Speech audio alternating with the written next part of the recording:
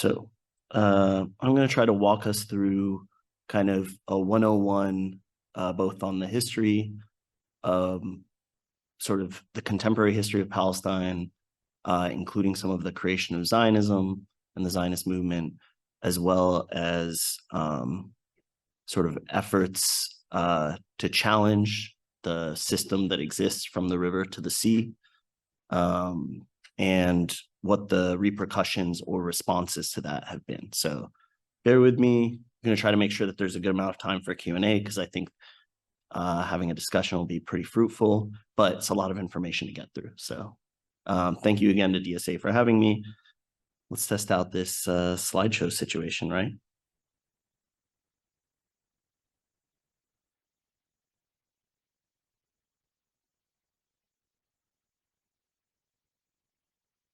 How are we doing? I hit the next slide. Okay. Well, while we're sorting this out, I'll give some background and context. For folks who don't know, right, sort of some of the context for the foundation. Is it okay if I talk while you? Okay. Some of the context for the foundation of the Zionist movement, which ultimately led to the state of Israel, that I think is important, is, you know, European anti-Semitism, right? Like in the 1800s and 1900s, Jewish Europeans having to deal with things like pogroms, particularly in Eastern Europe, right? Particularly in Russia. And then also, oh yeah, great. Okay. And then also, and I'm kind of jumping ahead because I didn't want to do this other part without slide, but also then, of course, like rising anti-Semitism in the early 1900s. And I think we all know about the rise of the Third Reich and the Nazi regime. But I think, as you will see, sort of the reasons for Zionism and the establishment of Zionism and the decision to establish Israel as a state predates so much of that, right? So, okay, first, we so frequently hear that Palestine never existed. There was never a place called Palestine. There's no such thing as Palestinians, right? My favorite. And I think just in that sense, we just have like a blank slide here. Oh, there we go. Here are some examples of very obvious indications that Palestine did exist as a distinct identity between the river and the sea, as part of Greater Syria, the Ottoman Empire, etc. These are all some of this is like New York Times news clippings. I didn't include here that one of the most famous or infamous Zionist posters was like, I'm sure you all have seen it, says like travel to Palestine, and then it has the Dome of the Rock. I mean, that was a Zionist poster in the 1930s. So if it was good for the Zionists, I think it's good for everyone to acknowledge it existed. Here's the background I was talking about. So you have the context of European anti-Semitism, pogroms. You have Theodor Herzl, who was actually the founder of Zionism, right? In the 1800s, he's sort of dealing with anti-Semitism, thinking up ways to like navigate it. And I am no expert on Zionism. This is just like some of the basics that I've learned, but I know that he went through iterations of things like, okay, well, what if we all Austrian Jews convert to Catholicism? That will fix things. Or like he was just coming up with these different ways to deal with some of these issues, and sort of ultimately landed on ethno-nationalist, self-determination, like the idea of, well, we can't live with Europeans because they won't live with us, so let's like create a country that is our country. Now, where did they think of having this country, right? They thought about Uganda, they thought about Argentina. There were a variety of places, and then Palestine was one of them. Palestine actually comes up a little bit later, which is pretty funny, but not funny in terms of what ultimately happened. And so in 1897, they hold the first Zionist Congress. And I say they, like a group of a variety of international and like sort of some transnational and some not Jewish organizations that want to explore the idea, have founded the Zionist movement and want to explore where they can establish a Jewish state. And in doing so, they, at the first Zionist Congress, 1897, decide that it's going to be Palestine.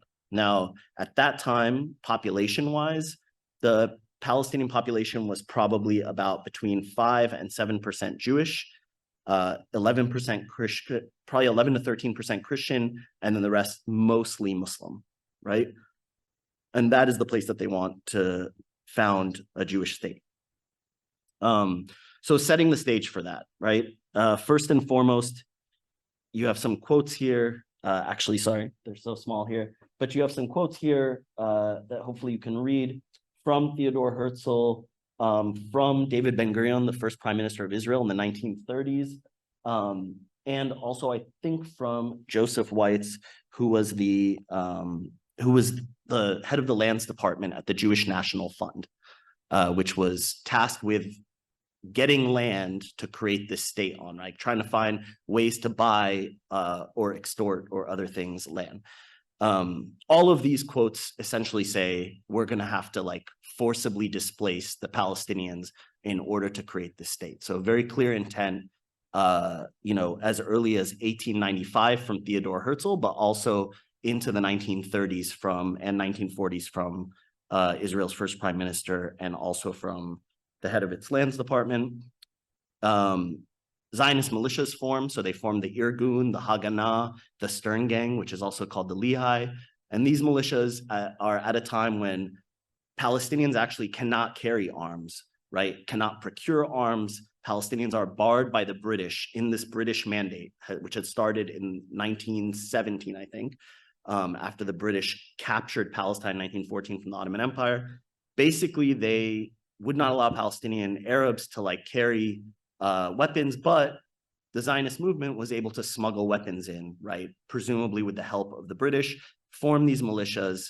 And so they began to conduct different types of armed operations, right? So you all have probably heard of the King David Hotel bombing, right? In 1946, in which 91 people were killed, right? That was conducted by the Irgun, which was commanded by Menachem Begin, who became like, I think the 6th prime minister of Israel and also founded the Likud party that you're probably familiar with today. In 1948, there was the assassination of Count Bernadotte, who was the mediator that the United Nations, which had just been founded, assigned to come in and try to deal with the idea of partitioning the land or finding a way for people to live in the land. All this comes in the other contexts I have left out, the Balfour Declaration, right? The commitment to Jewish people by Lord Balfour, who's British, of a Jewish homeland in Palestine. At the same time, the McMahon Papers, a commitment to Palestinians that they would have their homeland and the establishment of a Palestine mandate. So there are a variety of things at play, but ultimately what happens is Zionist militias using these arms are able to actually forcibly drive the British out, right, while simultaneously terrorizing the Palestinian Arab population that was there. And this includes destroying infrastructure, right, bombings like the King David Hotel. And then we get into 1947, right? At this time, a partition plan is proposed. So in November of 1987, so in November of 1987, right, the partition plan is proposed. UN General Assembly Resolution 181 calling for the partition of historic Palestine. And it is allocating about 55% of the land of historic Palestine to a Jewish state and 42% to the Arab state, which is how they called it, right? Now, I just want to highlight there are Arab Jews, but notably this language does not reflect that. The city of Jerusalem was to be placed under international administration. At the time, Arabs comprised about 67% of the population of Palestine, and Jews made up about 33%. Many of them had been recent immigrants to Europe, right? So think about it, from 7% earlier to now we're at 33%. They were allocated more than half the area of historic Palestine under this partition plan, right, for a Jewish state, but only owned between 7% and at the highest estimate I've seen is 13% of the land in 1947. So imagine that. And that is through the purchase that we were talking about earlier, right? The Jewish National Fund trying to purchase these lands. One sec, sorry. Okay, I feel like I am missing something. Oh yeah, that's okay. Okay, so in 1947, the Zionist militias adopt Plan Dalet, which I will actually just put up, or 1948, they adopt Plan Dalet. I'll put it up on the screen so you all can just see. But essentially, the idea is a plan for the forced displacement of Palestinians by going from town to town, village to village, and strategically mounting operations that would either terrorize towns, forcing everyone else around them to flee, right? Like, so leaving someone alive and hoping they'll go tell everyone else you should leave, going into towns and actually just wiping them out for the sake of being able to establish a town there later. And I won't read these exact quotes. Hopefully, can you all, by show of hands, how many people can read this? Great. Okay. Just want to make sure. Okay. So between 1947 and 1949, 750,000 Palestinian refugees are forcibly displaced, right? Out of historic Palestine, or out of the land that ends up being the Israeli state, I should say, which is 78% of historic Palestine. Over 400 towns and villages are destroyed. Israel establishes borders, which are like, they start to establish that they have borders with Lebanon, with Syria. Remember, those things did not exist prior, right? So they're establishing these borders. And then the Green Line, which you all have probably heard about, which ends up being the 1949 armistice line, is their border. Now, I put borders in quotes because the state of Israel actually does not declare its borders. Doesn't have borders. In fact, if you saw 2 weeks ago or 3 weeks ago, Benjamin Netanyahu, the prime minister of Israel, was on TV showing from the river to the sea the entirety of historic Palestine and declaring it as a land for the Israeli state with no sign of Palestinians anywhere in there. And you probably have also seen some interviews with settlers recently where they declare their version of from the river to the sea, the state of Israel, Eretz Israel, in a larger space from the Nile to the Euphrates, which is pretty wild when you think about it. Also, Israel establishes a legal regime of displacement. So what does that mean? They establish an Israeli flag that has an exclusivist symbol, right? The Star of David, implying that this is like a religious state, and that inherently displaces the majority of the population and makes them not belonging to that state.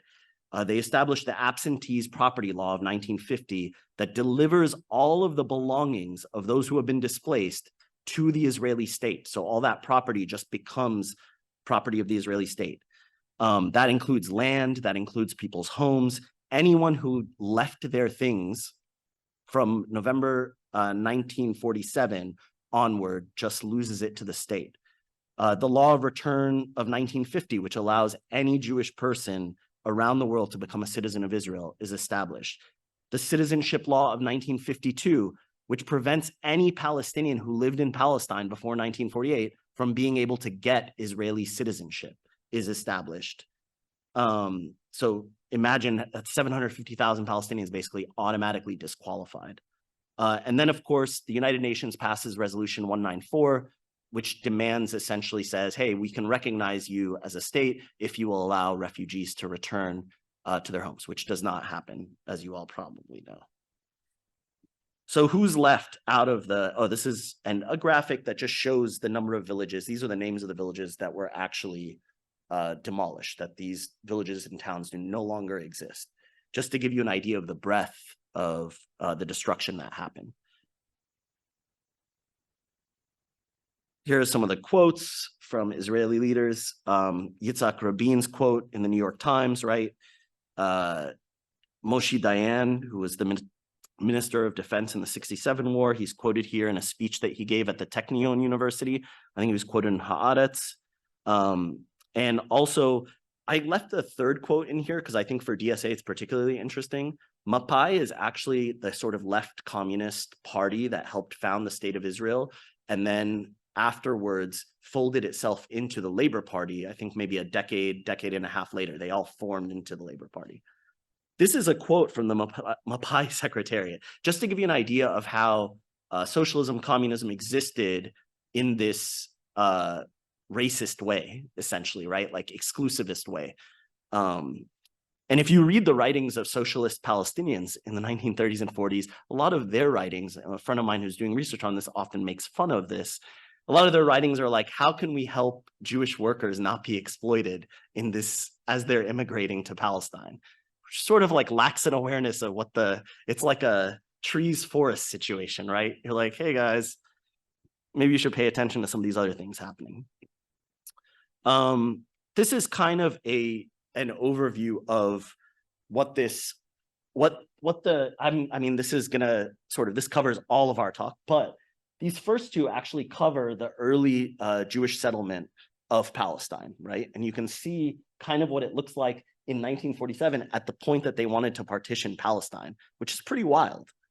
The black are the areas that are considered like Jewish settlement areas. And that is the area that constitutes what they then wanted to translate into 53% of historic Palestine. I think this speaks for itself. This is a look at indigenous land in the US and the sort of confiscation of and taking of indigenous land in the US. Something I found that I thought was kind of interesting for comparison. So who remained after the state of Israel was established among Palestinians? 150,000 Palestinians who became citizens of Israel. So you may have heard the term Arab Israeli or Israeli Arab. Again, very bizarre term because something like 40% of the Jewish population, like 30 to maybe 20 to 30% of the Jewish population of Israeli citizens are actually also of Arab origin, but the term Israeli Arab is actually just meant for Palestinian citizens of Israel, who are 1 in 5 today among Israeli citizens, and it's solely, 1 in 5, 20%, solely used as a way to remove the word Palestinian from their identity, right? And I say that as somebody whose family are Palestinian citizens of Israel. So these Palestinian citizens of Israel remained, they were granted citizenship, right? Notably, there is no such thing as Israeli identity, which is fascinating. So when the state of Israel founded itself, the way that nationality was given, so I shouldn't say identity, nationality, there is no such thing as Israeli nationality. It's actually Jewish nationality. That is the way that the state of Israel has constructed its identity. If you look in the last 10 years, you'll actually see that there are court cases that demonstrate that Jewish Israelis who demanded that they be given Israeli identity as a nationality rather than Jewish nationality were basically, their court cases were struck down and they continue to have Jewish as their identity. And in those court rulings, they actually explain that to translate it from Jewish to become Israeli would be to give up the idea that Jewish identity is core to Israeli identity, essentially, something like that. And I'll actually cite some of those rulings in a bit, but it's pretty fascinating. A lot of the Palestinians who are actually citizens of Israel are also IDPs, right? Which are internally displaced persons. So they might have been in one town, but they ended up in another. My family included, like they were pushed out of the city they lived in into another village, right? And I will say, if anyone is curious about the terms Israeli Arab Palestinian citizen of Israel, researcher Sami Smuha, who's at Haifa University, actually did an entire piece about this, but also the New York Times has published an article talking specifically about this. So from 1949 to 1966, Palestinians living in Israel, right, what had been created as the state of Israel, lived under martial law. And so what does that mean? That means that they lived under curfews. That means that they had to get permits in order to go from town to town, including for work. So like if your work was a town away, you actually had to get permission to be able to travel from where you live to your workplace, for example. And it also means that expulsions happened, administrative detention, so expulsions from towns, and also expulsions out of the state because it was so early in the formation of the state. How do they live today? This is kind of wild to me that I think more folks don't know this, but in modern day Israeli society, Palestinian citizens of Israel deal with generally systematic discrimination that includes not being able to buy land in over 93% of the country. More than 70 Palestinian villages, for example, and communities in Israel, some of which predate the establishment of the state, are actually unrecognized by the government, which means they don't receive services. They don't, like, so if you look up a place called Damash in the area of Lid, like the city of Lid, you'll see that It's literally in the middle of the city of Lid, but essentially they do not get services, nothing's hooked up, they don't get electricity, any of those things, because they're considered unrecognized in an effort to force them to move somewhere else so that development can happen there. And they're pushed into areas that were created through Israeli urban planning. Since Israel's founding in 1948, more than 600 Jewish municipalities have been established. Not a single Palestinian Arab town, like a majority Arab town, has actually been recognized by the state.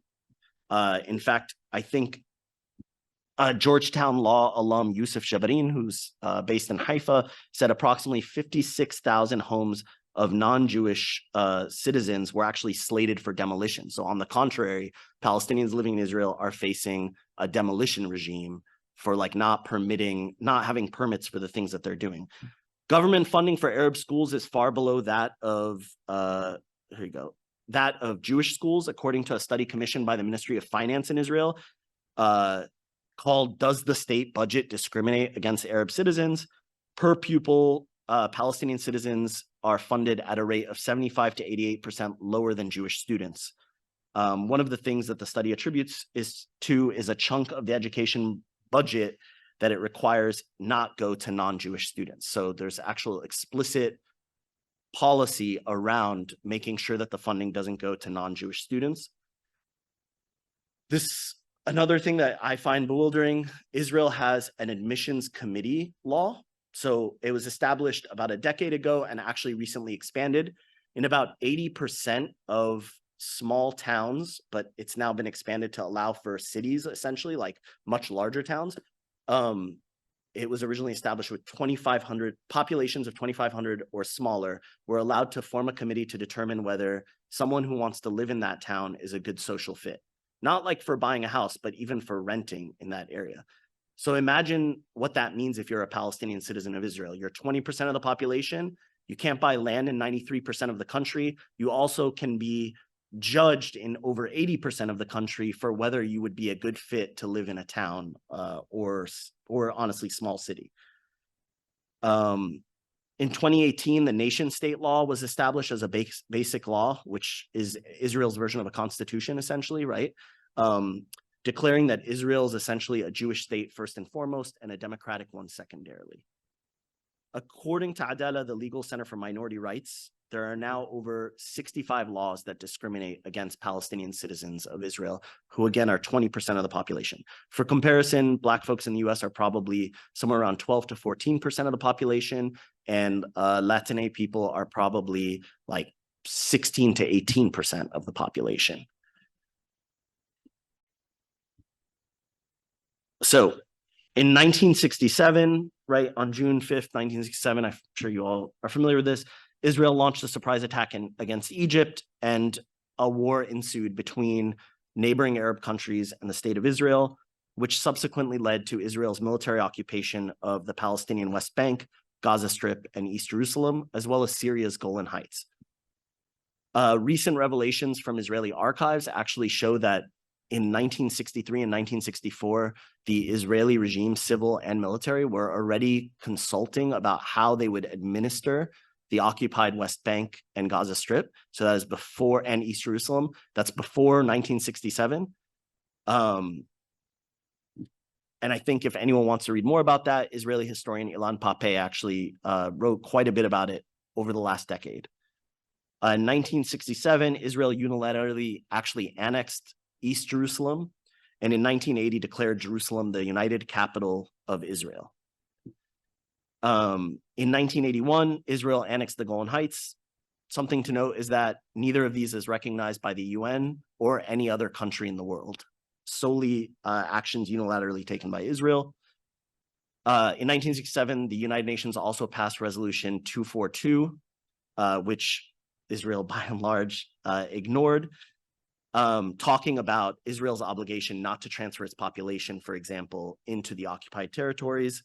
For folks who aren't familiar with international humanitarian law, under the Fourth Geneva Convention, you can't transfer your population to an occupied territory. Also, you have an obligation, something that I think is very relevant to what's happening now. You have an obligation for the well-being of the population you're occupying, in this case, subjugating, right? which, as you all can see, is not really what's happening. The population of the occupied West Bank, Gaza, and East Jerusalem today is close to 5 million. About 2.3 million are in Gaza, which you all are probably hearing about a lot, where half of the population are now children, and 60% of the population is actually under the age of 24, which you can attribute to a drop in life expectancy since 2006, bombardment, lack of healthcare that has been provided, including the inadmissibility of medical equipment that's needed, and also medicines that are needed, and then also the sort of decrease in water quality as a result of Israel's military occupation, inability for Palestinians to have drinking water. For folks who don't know, the United Nations actually declared that they believed Gaza would be uninhabitable by 2020, and we are now in 2023, so you can do the math on that. 95% of the water in Gaza is not drinkable. And I will say, just contextually, like, I know folks are often talking about now Hamas's governance or control of the Gaza Strip, right? So I will just like briefly jump off to say Hamas's affiliated political party won an election, right, that was actually monitored by the Carter Center and established as actually very democratic, like free and clear elections. They won them in 2006. The result of that is actually that they took the majority of the legislative power and the majority of the power of the Palestinian Authority, right, which we now just hear about in the West Bank. And in 2000, and the world, you know, Israel and the United States immediately condemned that. And in 2007, after the Palestinian Authority that existed prior to 2006 refused to give up control of a lot of the security forces, Hamas and the Fatah Party, which was largely in control of the Palestinian Authority, ended up clashing. Hamas routed them in the Gaza Strip, and that is how you get the Hamas control of the Gaza Strip and the governance. And as you all probably know, since 2006, there have been no elections, no Palestinian Authority elections. I don't know what the excuse is for that. I think they would have been entirely possible, but also, to be fair, the Palestinian Authority is well beyond its mandate, right? And I'll talk about the Oslo Accords in a moment, but for folks who don't know, the Palestinian Authority only exists after the Oslo Accords of 1993 with the intention of establishing a Palestinian state by 2000. So we're now in 2023 and there's still a Palestinian Authority. I think that says something. What ends up happening in 1967, and I'm going to skip going into the this map, but in 1967, Israel establishes its first settlement in the occupied West Bank, immediately in violation of international law.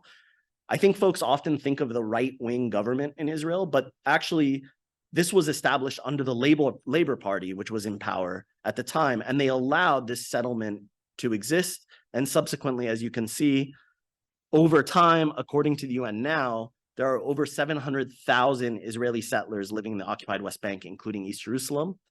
To give you context, when the Oslo Accords, which I'll go into in a moment, were signed in 1993, the peace agreement between Israel and the PLO, at that time, there were approximately 265,000 settlers living in the occupied West Bank and East Jerusalem. So imagine that. We've gone from 265 to 700,000. They inhabit a total of 279 Israeli settlements. 140 of them are actually even in violation of Israeli domestic law, which is meaningless because, as you all probably know, some of the Israeli ministers now are actually settlers themselves.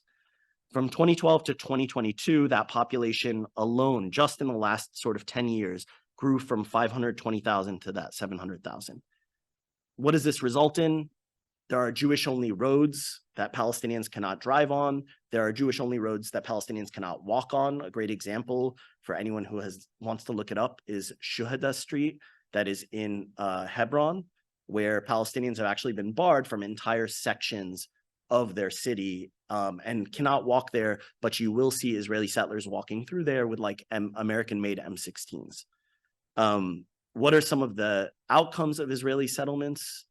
Israeli settlers have like burned wholesale orchards, right? Entire orchards that Palestinians rely on agriculturally.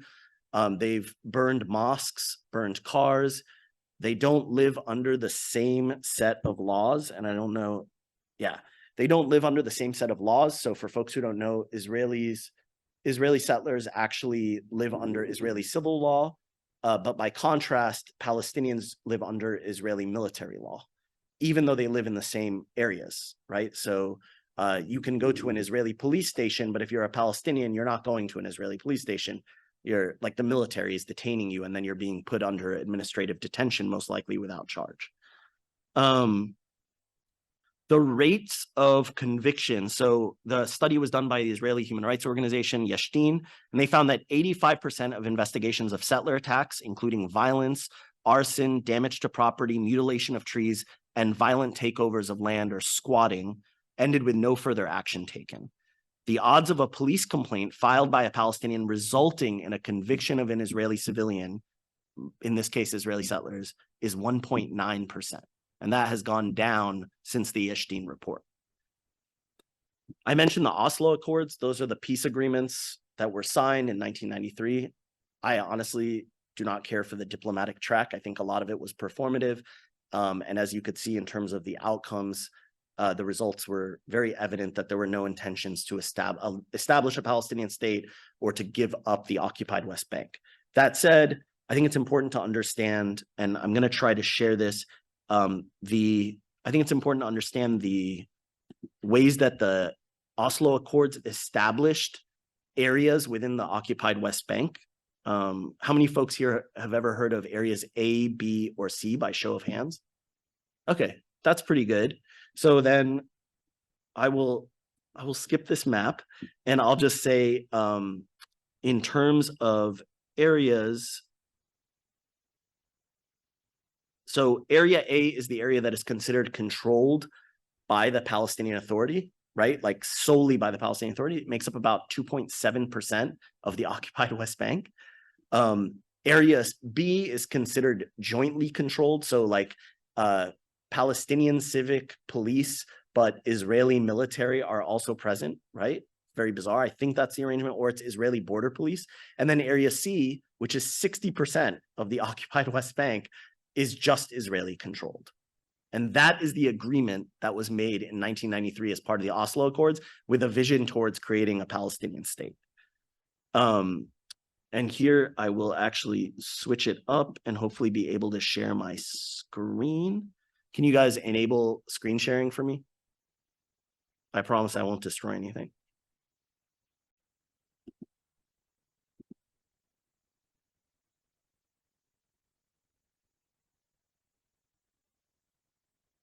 There we go. All right. So let's look at like a map of the occupied West Bank, right? Oh, great. Can you all see this okay? Yes. This is the United Nations map, UN OSHA's map of obstacles, roadblocks that Palestinians are dealing with in the occupied West Bank. And I do realize that to zoom in, it's gonna be a little challenging. That's okay. Okay, so just in terms of thinking about this, and you could see this great. And actually, I want to take you all down here. So first off, you could see some of these, like, can you see here, it says Halamish Road, and then it has the number there.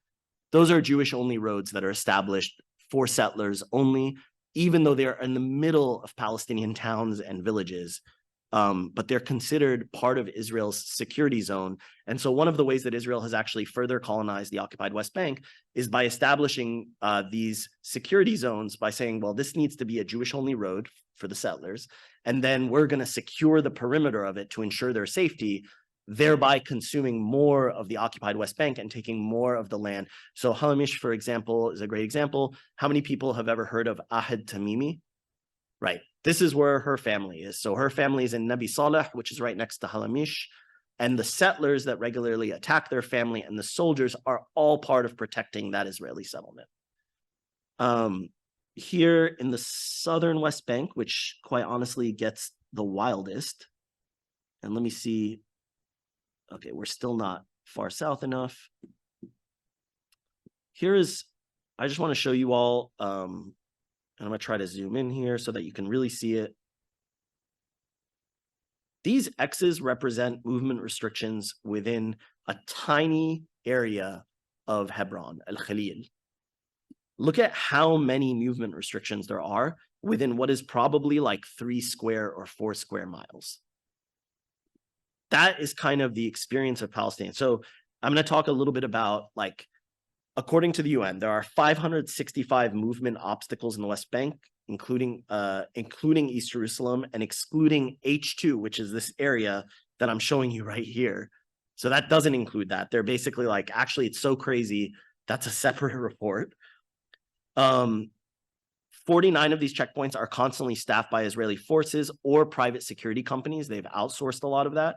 139 are occasionally staffed, which means you try your luck when you show up at the checkpoint.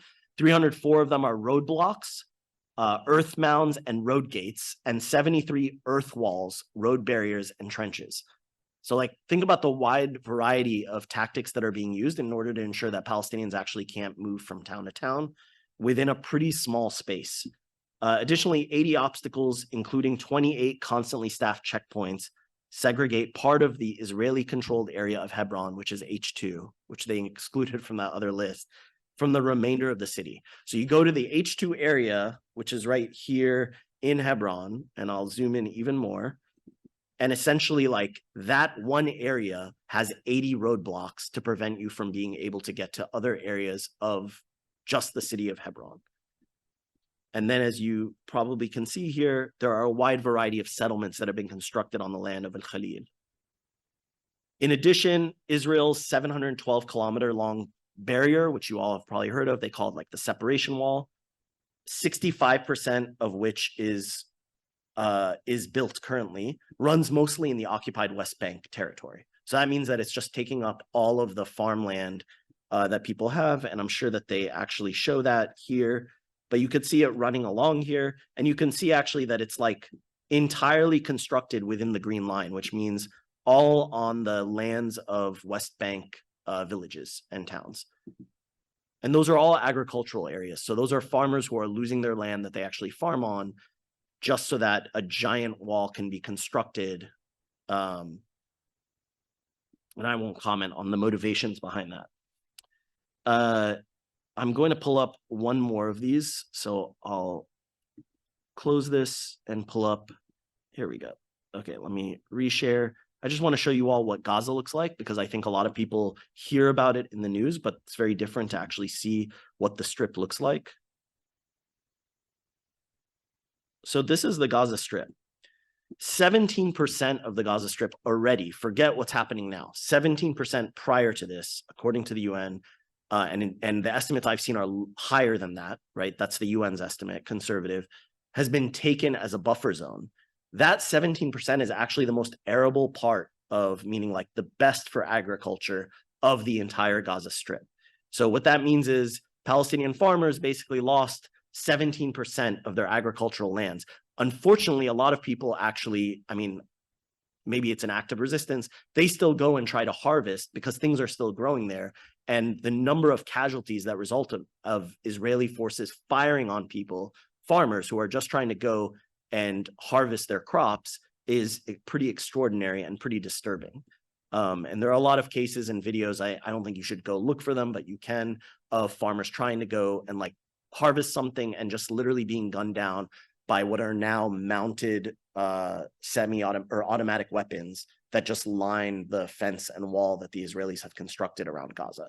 So when you think about like what happened, everything from October 7th till now, like this is the thing to visualize, right? It's basically like a giant, and I know people are like, well, don't call it a prison because Palestinians in Gaza aren't criminals. I don't think that most people in prisons are not criminals. So it's a separate issue, abolitionist issue. But basically, like, it is a giant open air prison with these walls and literally people just manning towers and firing off. In fact, I know that the Israelis are now exploring the use of AI and have started using artificial intelligence to man those, which would mean like spotting a person, determining they're Palestinian with AI, and then killing them without a human being ever being involved. Pretty disturbing. That is like the kind of dystopian thing, honestly, I would expect from the Israeli state at this point. But this gives you an idea of northern Gaza. So I'm not pulling up the interactive map, which actually shows the population of northern Gaza, which is which is the majority of the population of the Gaza Strip, right? So all of these folks have been forcibly displaced. When people say 1.1 million, it might even be a little bit higher than 1.1 million. People were forcibly displaced from an entire section. And when you look at how small the Gaza Strip is on a whole, right, it's pretty wild to think that Israel is demanding that people are concentrated in this southern part of the Strip, right? 2.3 million people being pushed into this area. Other things to know, Palestinians are supposed to get 20 nautical miles to go fishing off the coast of the Gaza Strip. And for folks who know, right, since it's coastal, obviously fish is a huge part. Seafood generally is a huge part of the like culinary tradition of the Gaza Strip. And actually, in practice, Israel has limited that to 3 nautical miles. And people who have gone beyond the 3 nautical miles, similar to the farmers, have actually experienced injury, maiming, death as a result. Israel imposed, oh yeah, I mentioned the 328-yard no-go zone, which is what they call it. But in practice, it ends up being closer to 600 yards.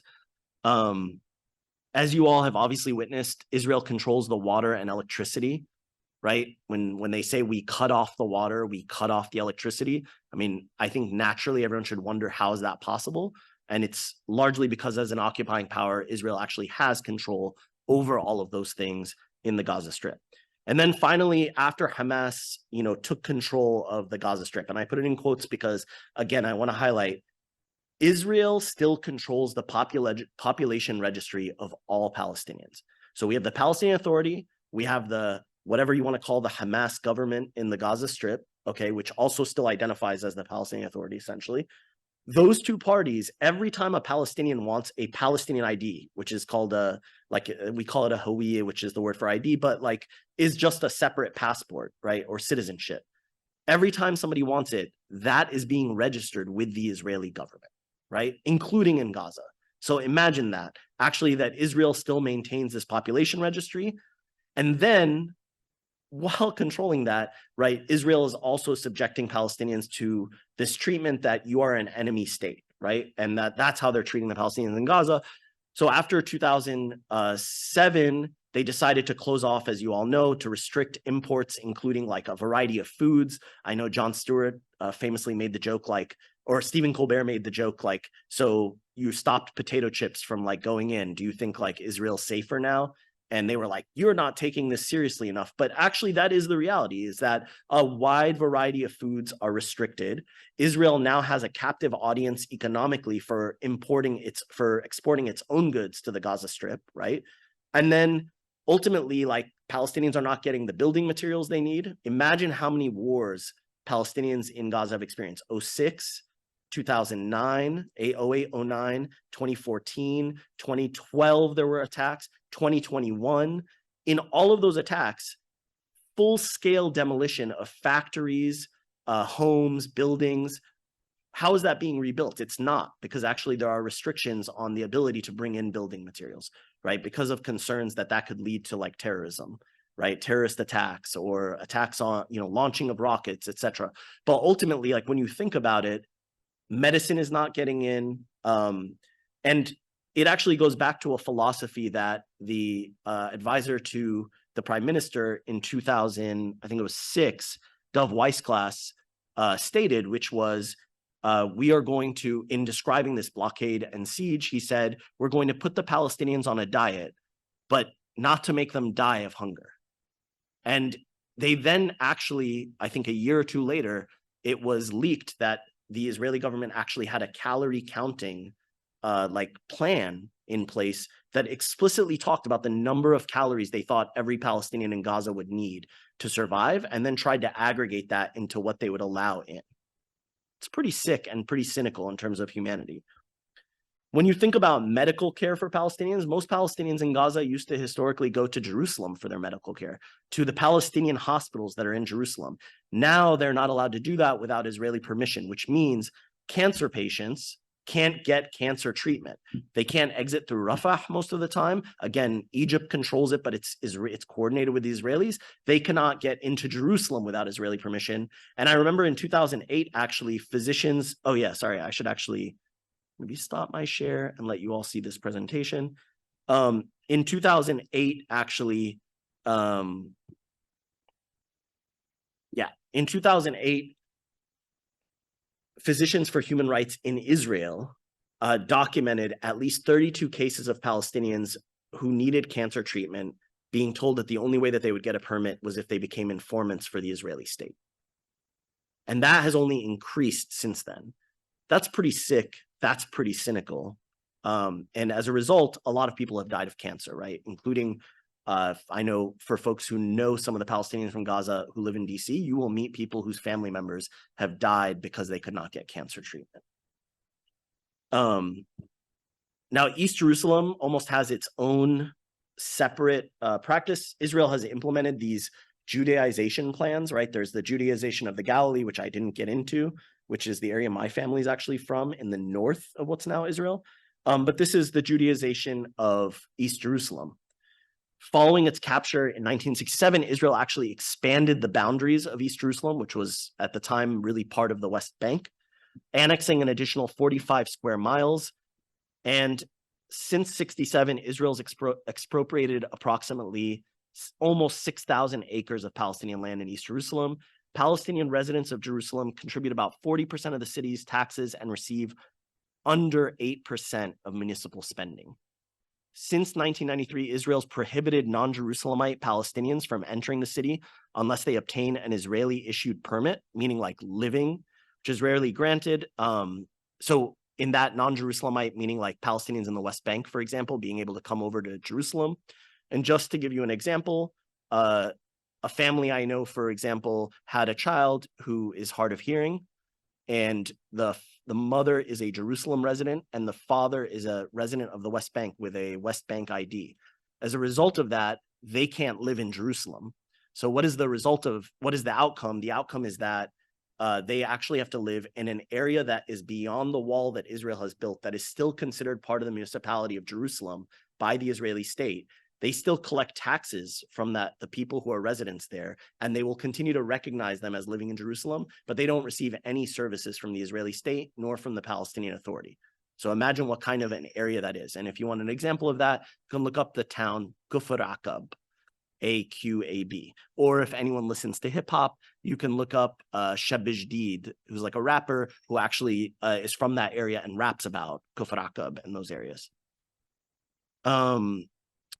According to a 2009 State Department report on international religious freedom, many of the national and municipal policies in Jerusalem's exact quote were designed to limit or diminish the non-Jewish population of Jerusalem.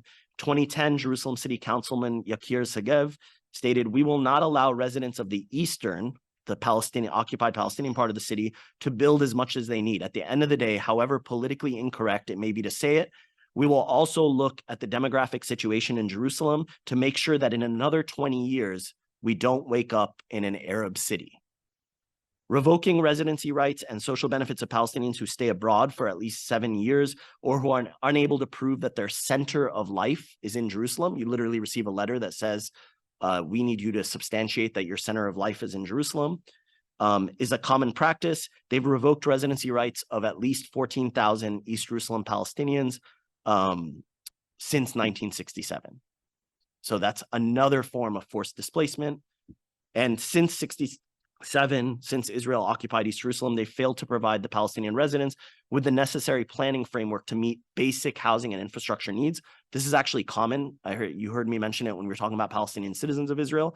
Only 13% of the annexed municipal area is currently zoned by Israeli authorities for Palestinian construction, much of which is already built up. So as a result, since 1967, approximately 2,000 Palestinian homes in East Jerusalem have been demolished, with Israeli statistics citing 670 demolitions just between 2000 and 2008. I want to highlight, when a Palestinian home is going to be demolished, the Israelis basically write to you and they say, you have to demolish your home because it was built illegally without a permit. Either you demolish it or we will demolish it and then tax you and force you to pay the fines for that demolition. That is kind of the cruelty of the Israeli regime. And one other thing I did not mention earlier, but I do want to bring up like water. is that Palestinian citizens of Israel actually, by law, cannot marry Palestinians who are from East Jerusalem, the West Bank, or Gaza, because if they do, they are not permitted to live in what's now Israel with those partners, right? So if you want a story, like you can look up Love Under Apartheid, the story of Taysir Khatib and his wife Lana, where they're like raising kids, but she has to live on temporary permits inside Akka, where he lives, like where his family is, with their kids, where their kids are Israeli citizens.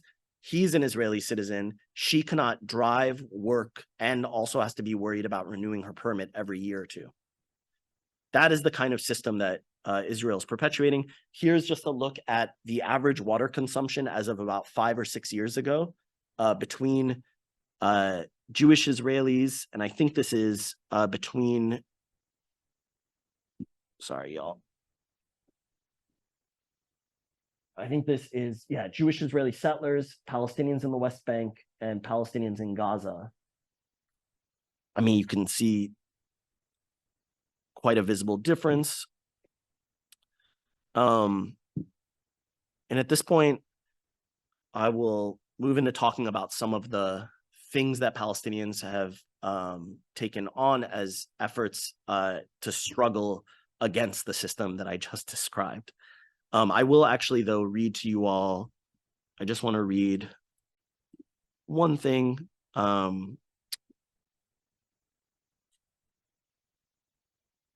That I think is often controversial, though I honestly think this group probably not so much.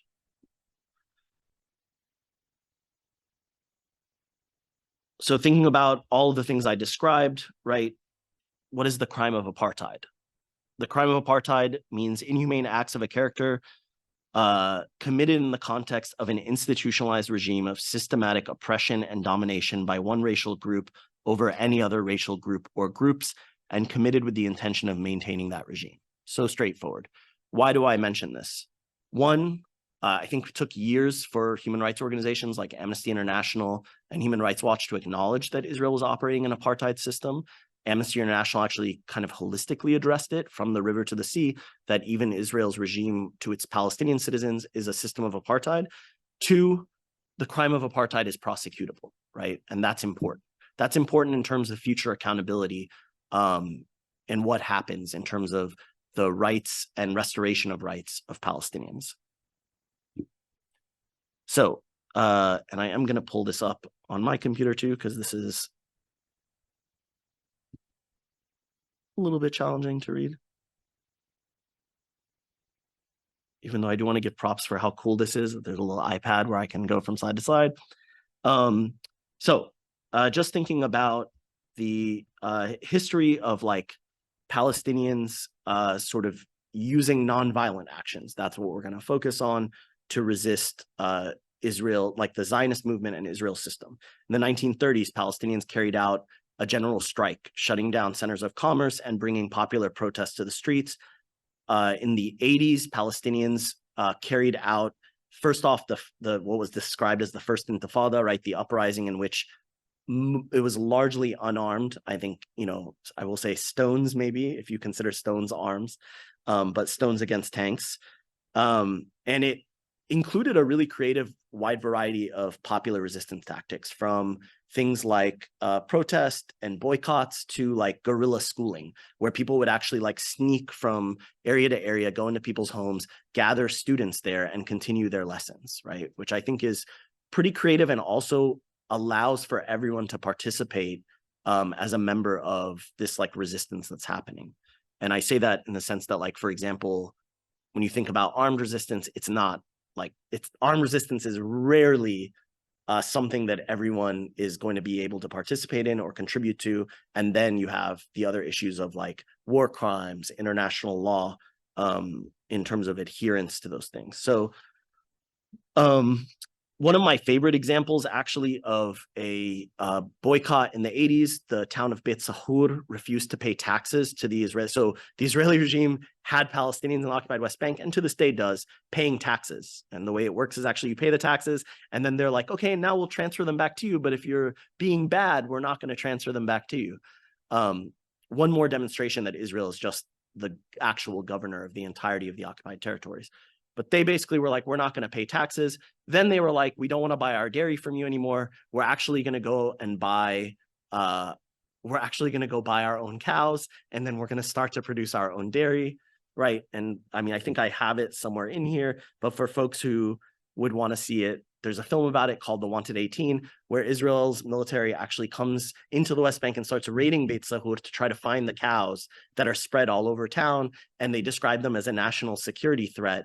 And so the Israeli government literally is like, we're going to get these cows and teach these Palestinians a lesson. I think that is some of the creativity that comes out in some of these tactics. I think I went in through so much of these things, but I do want to talk about the Palestinian call for boycott, divestment, and sanctions. So in 2004, the International Court of Justice basically ruled, and it's like not binding, but the International Court of Justice basically ruled, hey, like, not only is Israel's wall illegal because of its construction route, but also Israeli settlements are illegal, right, in full, and should be ended. And nothing happened after that. No one took any action, right? The international community was like, that's a cool ruling. Thank you for sharing. And Palestinians were like, okay, it's time for us to do something else with civil societies around the world. And so in 2005, and as early as 2004, there are some early calls, but 2005, they form this formal Palestinian call, right, for boycott, divestment, and sanctions, South Africa style, of Israel. And it includes vast majority of Palestinian civil society, trade unions, different political organizations, like sort of everyone coming on board and demanding three key principles, right? An end to Israel's military occupation and dismantling of its wall, respecting, protecting, and promoting the rights of Palestinian refugees to return to their homes and properties as stipulated in the resolution I mentioned earlier, UN Resolution 194, and equality, which is largely about Palestinian citizens of Israel, right? That was pretty significant, and subsequently they formed something called the Palestinian Boycott National Committee that to this day operates. So if anyone has never interacted with that, it's bdsmovement.net. That is the formal structure of Palestinian civil society calling on the rest of the world to boycott Israel.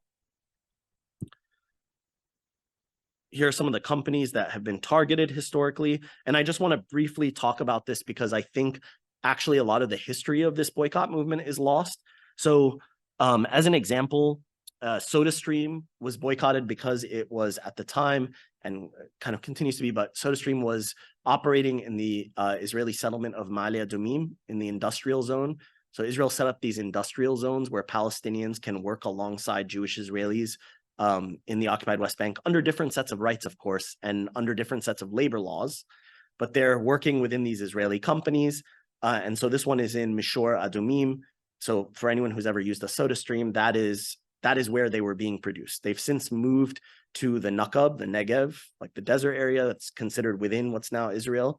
But ultimately, actually, they continue to be part of displacement because their move to the Nakab was part of a plan to Judaize the Nakab. So very disturbing trend. But SodaStream faced pretty widespread boycotts before they actually were basically forced to move. And their first talking points originally were, hey, we have Jews and Palestinians living together and working together. Like, look, this is like coexistence. And then some of their Palestinian workers started to speak out about the violations, the way that they were treated, the fact that they weren't equal, that they were, I mean, one of them described it as slavery, which was pretty wild. Like just talking about the conditions that they were living under and working under. Veolia is another company. It's a French multinational that was actually helping construct Israel's Jerusalem light rail, which is going through occupied Jerusalem into Israeli settlements. HP, for folks who don't know, was operating a lot of the technology that was being used at Israeli checkpoints. I say was, they still are. That they did is they split their company into two HPs, one that operates this Israeli settlement, Israeli occupation and checkpoint infrastructure, and the one that continues to be a consumer-facing company. And they did that because they knew that the boycott was actually going to impact them as it progressed. And I'll actually show you all some examples of successes that have happened. So this example is Israeli settlement builder Lev Levayev, who was actually a part of constructing a significant number of settlements across both East Jerusalem and the occupied West Bank. And okay. And oh yeah, we should actually maybe start to round out. But basically, Levi was subject to a boycott that led to him closing his first diamond retail store, led to significant millions of dollars in divestment from his sort of flagship company called Africa Israel, which notably involved connecting with folks who were fighting diamond mining and exploitation that was happening in Angola, where Levi was also operating. And so he sort of lost out by and large there, and also in terms of his efforts to expand his presence in the US. And I'm gonna quick scroll through these, and I'm happy to talk about more of them later, but we will. Oh yeah, these are just examples of some of the cultural boycotts conducted against South African apartheid, right? These were some of the folks who started to boycott Israel as artists. So Elvis Costello, Cassandra Wilson, Roger Waters of Pink Floyd. And so all of this, oh yeah, I will say Lauryn Hill, one of my favorites. In the NFL, 11 players were supposed to go on a tour to Israel.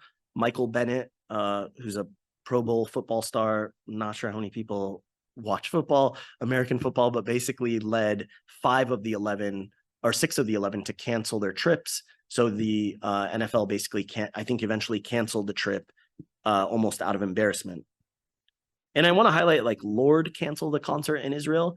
And I think, like, here it was like, oh, that's cool, Lorde canceled a concert in Israel. I was there at the time, and Palestinians were really, like, pretty excited. There's an exhilarating feeling in the air that, like, a major artist had made this decision. Jewish Israeli society a lot of it was filled with a lot of publications, with a lot of anger about what had happened. But it demonstrates the impact, actually. And something we noticed back in the day was when we would do economic boycotts where millions of dollars are being lost, that would have an impact. But the things that impacted Jewish Israeli society, like as a psyche most, were when artists decided not to play in Israel.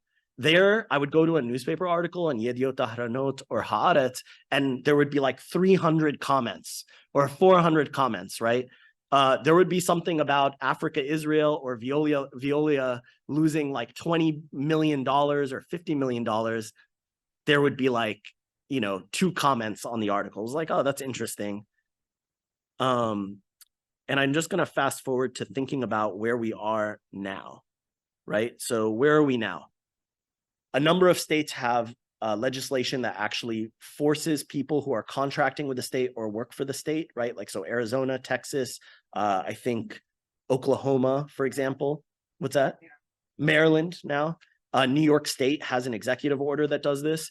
Basically says, if you want to work for the state, you actually have to sign something saying, I will not participate in boycotts of Israel. And there's a great film that's come out about it, made by Just Vision, called Boycott, very creatively named.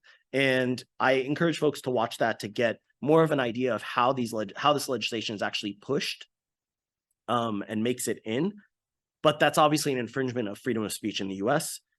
There's the weaponization of, and I put weaponization of anti-Semitism. And the only reason I say that is because the IHRA definition of anti-Semitism includes that anti-Zionism is anti-Semitism, but like that assumes that Jewish people are all Zionists, which to me is inherently implying that like Jewish people are a monolith who have one political perspective. That's pretty weird, and maybe I would describe as bigoted.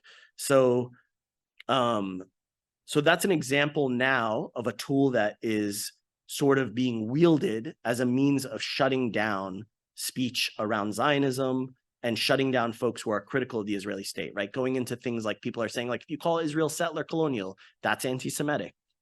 Like, okay, but the founders of Israel and the founder of Zionism called it settler and colonial. So like very antiquated draconian approaches to trying to address the rise of pro-Palestinian activism or activism for Palestinian rights or critical of Israeli policy. And now you all have probably seen the targeting of student organizations on campus, right? So we've seen several Students for Justice in Palestine have actually been shut down, canceled, so to speak, in right-wing talk.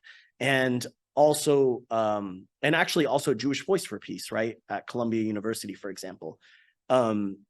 recently, I think George Washington University announced that it was suspending its Students for Justice in Palestine for projecting some slogans. I think I haven't seen all of them, but the ones I saw seemed perfectly normal and fine. But that was like enough of a violation for them to say, oh yeah, we're actually suspending you because you put free Palestine and whatever else on these walls. That is an approach. And also the Biden administration has now announced, sort of combining these last 2 points, announced its like task force on anti-Semitism on campuses, right, in order to like dive further into this. But ultimately, similar to how the Anti-Defamation League approaches this, they're conflating criticism of Israeli policy with real anti-Semitism. And I would argue at a time where there is an actual rise in anti-Semitism, as demonstrated by the Tree of Life massacre, as demonstrated by Charlottesville, that's a pretty wild thing to do, to try to conflate these two at such a critical junction in terms of how we are all fighting white supremacy together. I'll actually stop there in the interest of time. Yeah. You got a couple of online questions you can pick from that. Oh yeah, thanks, Sam. And if folks here Thanks, I'm can line up over here, I will say we don't have a lot of time, so we got to get out of here at 7:30. Let the library workers go. So, but if you have a question, come line up, and I just ask you to like a question, not a comment. Do it. Apologies and congratulations to everyone who's awake. All right. First question here is, why did Israel attack in 1967? I'm not going to delve into Israel's motives, to be quite honest. Interesting question. Another question is, common talking point I'm hearing to justify Israel is that Jewish people are indigenous to the land. Could you elaborate or clarify what they mean? Are they referring to Jewish Palestinians? No, they're not.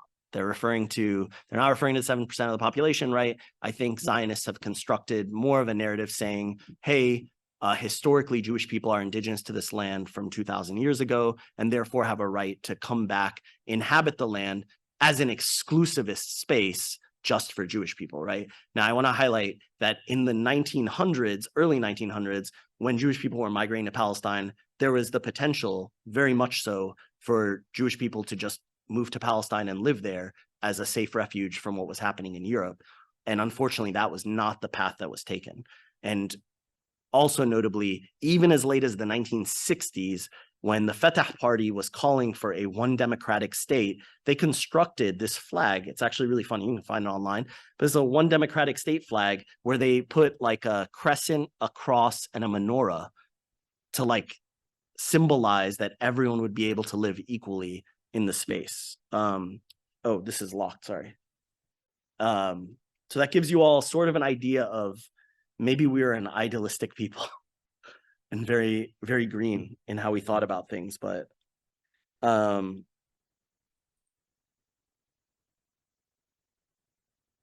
mean, I can't, the other question is, why do people consider the dynamic between Palestine and Israel to be geopolitically complex? I'm genuinely trying to understand the Israeli perspective because I know I sympathize with and understand the Palestinian perspective. I think I won't try to offer the Israeli perspective, but I would encourage everyone to watch CNN, MSNBC, and other news stations if you are trying to establish that perspective. It's I will say that I can't say that it's the clearest perspective, and it's filled with a lot of hate and dehumanization. But yeah, do folks here have questions?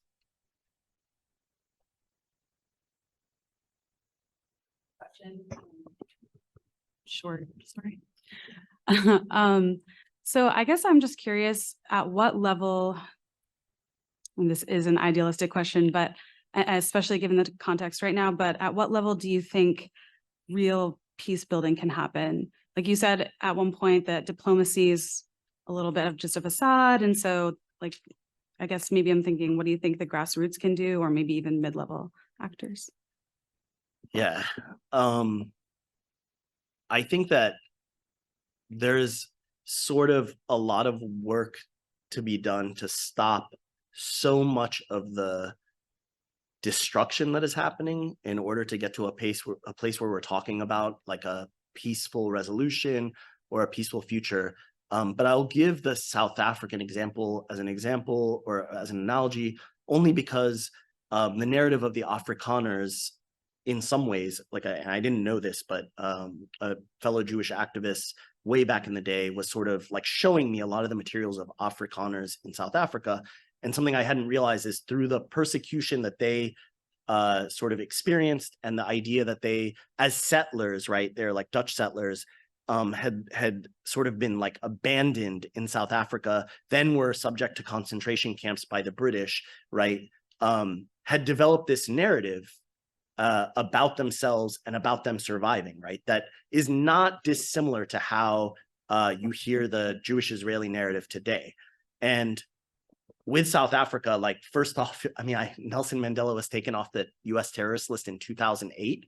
Like, well, apartheid ended in like 1991 or 1992, right? So, but at the end of apartheid, like, one of the things a friend who's a journalist says, brilliant journalist, Tony Karen, I think one of the things he said once was, one day we were living in the worst part of apartheid, and the next day we woke up and it was over. And that's something I try to remember a lot, is that no matter what the state of affairs are, at some point, the cost of maintaining this will become too much for the Israeli regime, right? And it will make a decision that in order to sort of have a future and to be able to also satisfy the population of Jewish Israelis who are living there, and Palestinians who are living under, you know, this supposed like equal Israeli citizenship, they will make some sort of compromise or a deal. But it will also require more leverage from the rest of the world. I mean, currently like, if we want to talk about peace building, the first step is that the world has to stop enabling what's happening, right? And a part of not enabling it, I don't mean like just your discourse, I mean like the amount of money that's being sent to Israel every year, right? $4 billion, like, that has to stop. The fact that Israeli settlements operate as nonprofits and charities in the US, that has to stop. The fact that the Israeli military operates as a nonprofit in the United States blows my mind. But the Friends of the IDF is a nonprofit in the United States that collects probably like, it must be $80 to $100 million every year that they do fundraising. Because when I see their events, it's like 20 million in LA and 15 million in New York. That's a nonprofit. That has to stop. Like, the IRS has to make a decision that, hey, this cannot continue. We have to put pressure for that to stop, right? So on one hand, yeah, we're fighting like boycotts in state legislation, but there's this much bigger picture, right, about what's happening. And I think that's going to be the critical piece to taking away some of the leverage that Israelis have over Palestinians, plus the weapons transfers, right? Like, how many F-16s are going to bomb Palestinians? So I think that's, when I think of peace, that's the first step I think of.